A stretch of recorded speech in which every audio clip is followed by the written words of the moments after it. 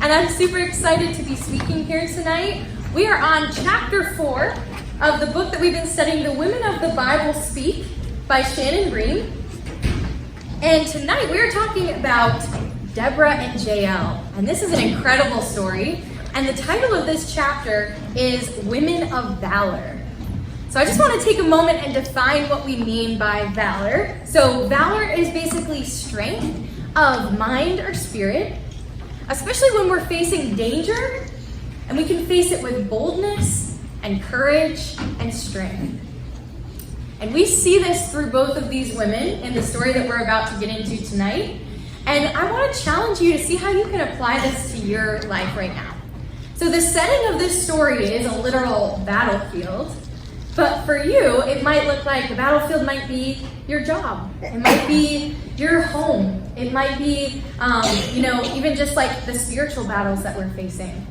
Sometimes even as women, just looking in the mirror is a battle because we're battling all of the insecurities and the critical attitude that we have towards ourselves. And so whatever battle that you're facing, I just want to challenge you, we can face this with God. And we can face this as women of valor with strength and courage. And anybody in here, show of hands, use the LCBC Bible reading plan in the app? Anybody use that? Okay, great. Yeah, I see a lot of hands. That's awesome. Ironically, a couple weeks ago, the Bible reading plan was actually about women of valor. And I love that. And it talked about how Proverbs 31, the famous Proverbs 31 woman, the ideal wife or the virtuous woman, it talked about how that translated in Hebrew is actually woman of valor, which I never knew, and I thought that was really cool. So tonight we're talking about that as our topic, and I really want to point out what the LCBC app said, what it looks like to be a woman of valor. So I've got it on a slide, and it said, a woman of valor takes faithful action in the middle of life's challenges. So she doesn't just passively let challenges happen and then just sit there and wait for it to get solved. She takes faithful action. She steps forward when no one else will. So she takes initiative. She has hard conversations that most people avoid. She says yes when other people would say no. And she says no when other people would say yes. She steps forward and takes faithful action when no one else will. A woman of valor uses her gifts to care for her family and her community. So she's servant-hearted. She's not using her gifts to elevate herself. She's using her gifts to elevate her community and to care for her family. A woman of valor acts boldly with wisdom and integrity. So this speaks to her character. And finally, a woman of valor embodies courage that is active, practical, and rooted in faith. And I want to focus on that last part, rooted in faith. Because as women, we need to know that our strength doesn't come from within us, it actually comes from the Lord. And so our courage is only because we are deeply rooted in our faith. And I don't know about you, but this is the kind of woman I want to be. And we're surrounded here, even at this church, by hundreds of women who want the same thing.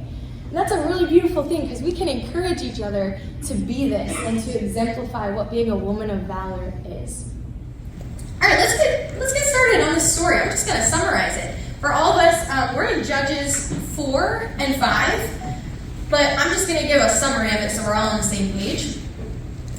So we're talking tonight about Deborah, and Deborah was one of Israel's judges. She was also a prophetess, which basically means that she received messages from the Lord, and then she spoke them faithfully to people. And a judge during this time, it's not like the judge we typically think about now, like in a courtroom. She was actually a spiritual, mediator. She had a spiritual role. She provided guidance. She was a military commander. She even sat under a tree. It became known as the Palm of Deborah. And people would come to her. And so she was a really influential person. She provided spiritual, moral guidance. And in fact, this isn't a small role. This is the same role that Moses had. So Deborah was a powerful leader, and she was well respected. And I want to talk to you about the message she received from the Lord. So she gets this message and she delivers it to a guy named Barak. Judges 4:6-7, she's saying this to Barak. She says, "The Lord, the God of Israel, commands you. Go, take with you 10,000 men of Naphtali and Zebulun, and lead them up to Mount Tabor. I will lead Sisera, the commander of Jabin's army, with his chariots and his troops, to the Kishon River, and give him into your hands." Let me tell you something about Sisera's army here. It was very intimidating. He had 900 iron chariots. Now let's talk about these chariots for a minute. Chariots were like top in terms of military strength. They were fast. They were heavily armed. They were terrifying to soldiers who were on foot. And not only that, but the fact that they were iron was even a bigger deal because most people used bronze during that time. And iron was heavier, it was stronger, and it was more durable. That's what these chariots were. And he had 900. So Israel's army, mainly farmers on foot with handheld weapons. There is no comparison to this. This is not an even fight. And it's looking pretty bad, honestly. So Barak is hesitating. I'm kind of with him on this. And he's like, yeah, okay, Deborah, if you come with me, then I'll do it, but otherwise, no way. Which is valid. I'd probably do the same thing. And Deborah is so sure that she heard the Lord correctly. She is this confident woman of God. And she says, all right, yep, I'll go with you. And she says, but because you doubted and you hesitated, Barak, the Lord is not going to deliver Sisera into your hands. He's going to deliver Sisera into the hands of a woman. And everybody thinks that she's talking about herself because she's the woman that's going with him. But she's actually talking about Jael. So this is how their stories connect. And so Barak gathers all the troops. He sends out the whole army. And God intervenes, as he always does. God intervenes and he sends this rainstorm. And then the dirt turns to mud. And so the chariots are useless because they can't go in the mud. And so they defeat this army. And Sisera, some leader, bails, abandons his entire army, runs away on foot. And he literally flees to this nomadic tent-dwelling village. And he goes to the home of, you guessed it, Jael. And during that time, hospitality was a really important thing. So she's very hospitable and caring, and she actually invites him into her tent. And she gives him milk, she gives him a blanket, she lets him rest there. And Sisera thought that this was a safe place because there was actually an alliance between the Canaanite king and between Jael's husband. So he was like, this is a safe place, I'm going to rest in her tent, right? But then he starts asking her to lie. And he's like, hey, if anybody comes here, tell them I'm not here. And she's picking up on this. She knows who this guy is, right? And so when he's asleep, in a moment of courage, she uses what she has, and in this case it was a hammer and a tent peg. Because during this time, women quite literally built the homes. They literally built the tents. And so she had a hammer and a tent peg, and while he's asleep, in a moment of courage and bravery, she hammers the tent peg into his temple and kills him. And in that moment, she ends Israel's oppression that they've been facing for like 20 years. Wow. What a story, right? What a story. Talk about women of valor for both of them. Seriously. I mean, we see Deborah boldly empowering people, speaking up, faithfully sharing what God told her and not shying away from it and going with him into battle. And then we see Jael stepping up and having courage, and we see her in this moment of bravery defeating the main commander and then saving Israel from all this oppression. Women of valor, man. And so you're probably wondering, how do we apply this to our lives? How do we be women of valor? You're also probably wondering why there's B stickers on your tables. Deborah, her name in Hebrew actually means bee. So we're going to go with that theme here tonight. I got my yellow dress on here tonight just for the occasion. And we're going along with a bee theme because Deborah's name means bee in Hebrew. And so I have 3 bee-themed takeaways from this story and ways we can apply this to our life as seen through Jael and Deborah. And we're going to talk through all of that right now. And at the end of the night, feel free to take those stickers home with you. It's a reminder of this message, a reminder of what we've talked about here tonight. All right. When I think about bees, this is what I picture. My high school mascot was a hornet. Actually, that's our logo. So when I think about bees, this is what I picture. They sting your enemies, competitive, really bold and fierce, and they fight. That's what I picture. But then I was looking over the Christmas holiday. I was going to order, you ever heard of those Warmies stuffed animals where you put those stuffed animals in the microwave and stuff? Anyways, I was looking online because I wanted to get one for my niece for Christmas. So I was browsing the site and I saw this. What is this? First of all, that's the cutest little bee I have ever seen in my life. But second, that is not what I picture when I picture a bee. If that was our mascot, how many football and basketball games do you think my high school would have won? 0. That is not intimidating at all. But it got me thinking about the 2 sides of bees and the 2 sides of leadership. And so the first lesson, the first takeaway I want to talk about is that women of valor reflect both sweetness and strength. So we see strength and boldness through Deborah, obviously when she is going literally into battle with Barak and faithfully declaring that the Lord is going to deliver them even though it looks like there's no chance. And then we see strength and boldness reflected through Jael when she steps up. But then we also see sweetness through Deborah because she was actually called a mother in Israel, which is cool because we don't know if she was actually a physical mother or not. But the fact that she was described as a mother is cool because she had characteristics that she was protecting and she was caring for the people she served. And then we also see caring and hospitality through Jael. And so there's different sides of it. We see the sweetness, we see the strength, we see both sides of this.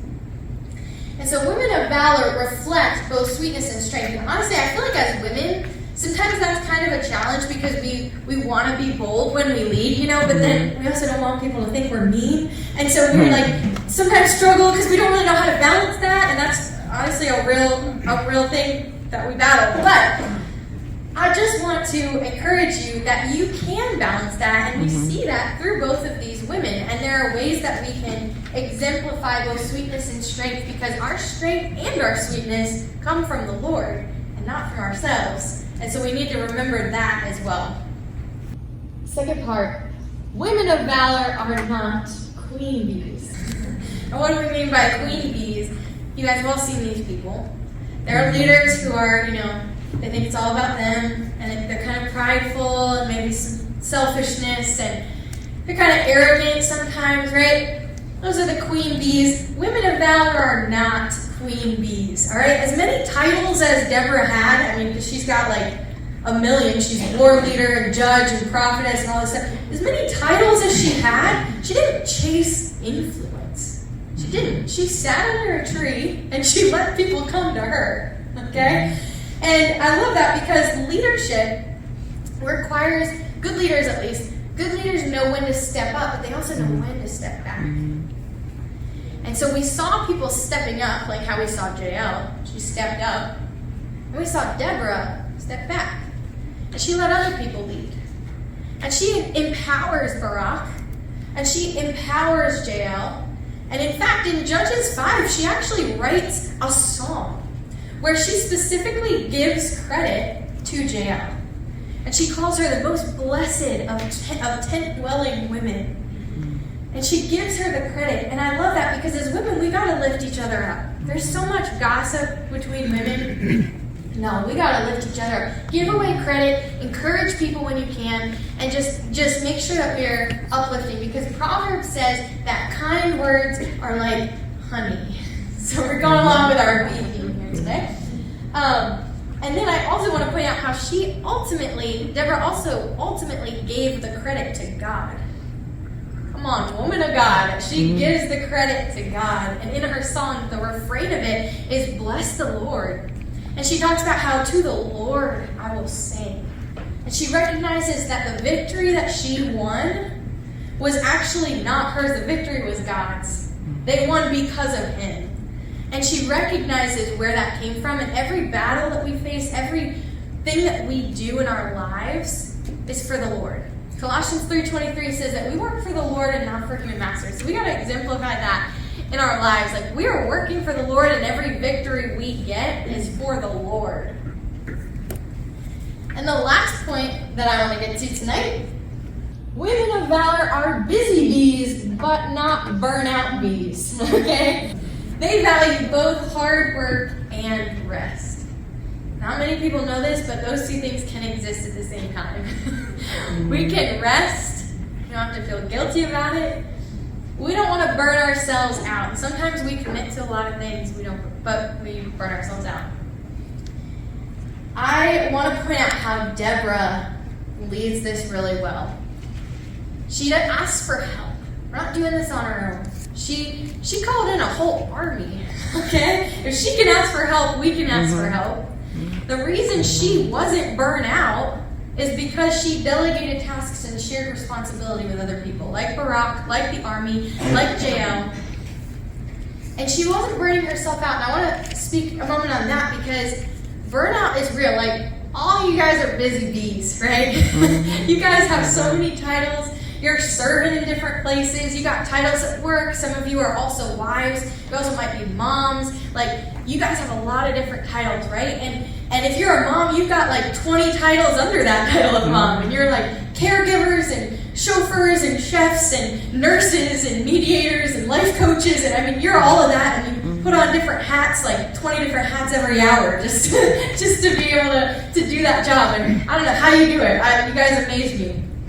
And I was watching the Bee movie the other day to prepare for this speech. And there was a quote in there, and it said, "We haven't had one day off in 27 million years." Yeah. And sometimes it feels like that, right, as women? And I just want to speak to that because we can very easily burn ourselves out. And Christine Kane has this really incredible quote that I love, and she says, "If the light on you is greater than the light in you, it'll burn you out." If you are putting the spotlight on yourself, if you think that everything's about you, if you are so self-focused that the light on you is greater than the light in you, which is ultimately the Lord, that we are reflecting his light to everyone around us, if it's greater than that light within you, it's going to burn you out. And I think that's so important because the outcome of Deborah's leadership, check it out. The land had rest for 40 years. Other translations say the land had peace. Guys, the outcome of our leadership is rest and peace, not burnout. You can do anything in life, but you can't do everything. We've talked about a lot of different things here tonight, but I kind of just want to summarize all of this. These two women have very different stories, but yet both are considered women of valor, and they lead in different ways. And that's true for all of us here today, that we lead in different ways. We're given different gifts. We're given different places of influence in our lives. And so sometimes leadership looks like having a lot of titles, like in the case of Deborah. Deborah had a lot of titles, right? But honestly, some of the best leaders I know don't have any titles at all. And in the case of Jael, that was true. She was just an ordinary woman. So sometimes it looks like having a lot of titles. Sometimes it looks like having none. And God uses ordinary people, just like Jael. And I also just want to point out, Jael didn't even have to leave her house. This is good news for all of us who are introverts. She didn't leave her house, and she had influence, and she was a leader, right? And God used her right where she was. And I want to highlight something in that, because somebody out there needs to hear this. Sometimes victories come from the battlefield, and sometimes victories come from right within our own house. And sometimes leadership looks like stepping up, like in the case of Jael, and sometimes it looks like stepping back, like in the case of Deborah, and letting other people lead, and letting other people get the credit. And sometimes leadership is fierce and warlike, like Deborah, and other times it's caring and hospitable, like Jael. So we see both sides of this, we see both sides of leadership, and neither one of those is wrong. Both of them are beautiful, and God uses both of these women, and He's using you right now, wherever He has placed you. Wherever He's calling you to serve is right where you're at. You can faithfully serve Him, whether it's in your home, whether it's in your office, no matter where you are, wherever your battlefield is, you can faithfully serve there. And that's so beautiful. And so I just encourage you to put this message into practice as you go out in the next week and truly exemplify being what it means to be a woman of valor.